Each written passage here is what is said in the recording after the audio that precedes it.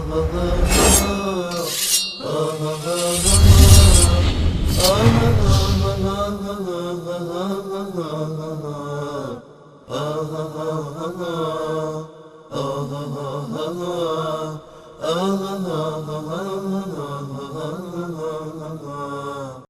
سلام علیکم آقای قاسمی، بفرمایید. شما رو خط یک هستید، بفرمایید. سلام، خسته نباشید. سلامت باشید برادر بزرگوار، بلندتر صحبت کنید، بفرمایید. این چشم. آیه انصاری چند وقتی هم شبکه شما را نگاه میکنه هم شبکه ولایت ها. درست. من به هیچ دینی اعتقاد ندارم، ولی میخواستم یه چیزی از شما بپرسم برام روشن بکنید. بفرمایید. چرا تو دین اسلام این اجازه داده نمیشه به کسی که به هر فرقه‌ای که دلش بخواد تناسب داره؟ شاید یکی دلش بخواد فرقه شیعه را انتخاب کنه، یکی دلش بخواد فرقه سنی را انتخاب بکنه، یکی وهابی یا یکی بهایی یا یکی یه دین دیگر را. این چه جنگی را افتاد؟ چرا در این هم دیگر را تخریب می‌کنید؟ چرا در این چهره خداوند یا پیغمبر خدا را خراب می‌کنید؟ من به هیچ پیغمبری اعتقاد ندارم، فقط خدا را قبول دارم. ولی چند وقتی که این دو شبکه رو دارم می‌بینم برام سوال شده. چرا نمیتونید به هم دیگه احترام بذارید؟ چرا نمیتونید به عقاید دیگه احترام بذارید؟ خیلی ممنون لطفاً جواب ما. بله آقای قاسمی عزیز برادر بزرگوار، جنگ بین حق و باطل از روز ازل بوده.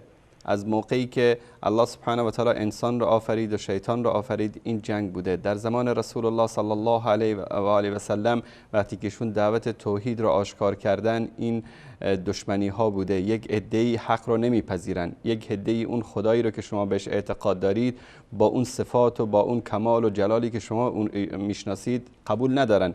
فطبعا اون کسی که این خدایی رو که شما میپرستید اعتقاد نداشته باشه، نمیاد به راحتی حرف شما رو قبول بکنه، مجبور میشه در مقابل شما قد علم بکنه. قد کردید. برادر عزیز، این باطل هیچ وقت نمیاد به راحتی حق را قبول بکنه. من آیاتی رو که خدمتون خوندم، نمیدونم از شروع برنامه با ما بودید یا نبودید. الله سبحانه و تعالی به شما عقل داده، شعور داده، چشم داده، گوش داده.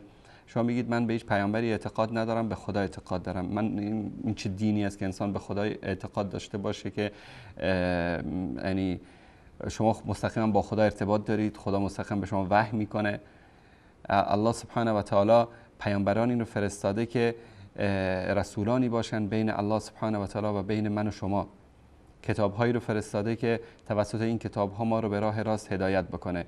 بندگان مخلص، بندگان واقعی الله سبحانه و تعالی هیچ وقت در بین هم دیگه بر سر الله و رسول و مسائل دینی جنگ و دعوا ندارن.